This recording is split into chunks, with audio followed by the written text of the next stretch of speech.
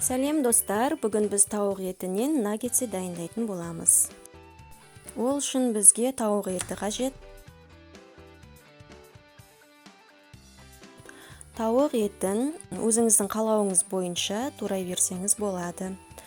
4 бұрыштап немесе ұзынша етіп.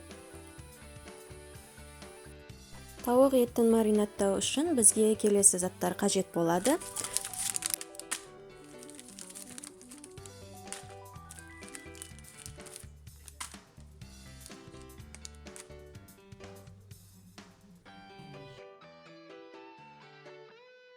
Маринаттау кезінде, егер сіз ащыны ұнататын болсаңыз, қызыл бұрыш пен тұзды көбірек қосыңыз.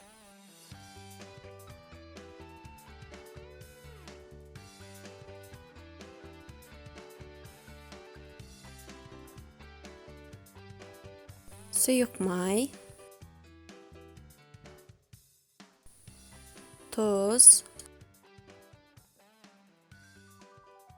жарты кесе сүт, 4 қасық ұн және 2 қасық жүгері крахмалын қосыңыз.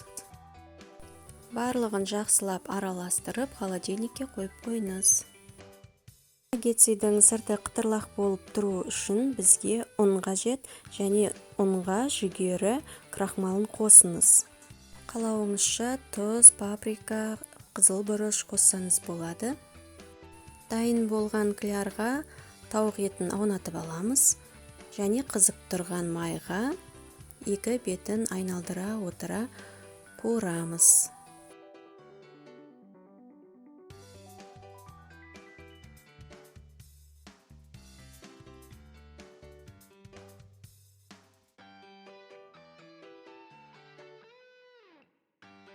Қытырлақ тауық етіміз дайын болды.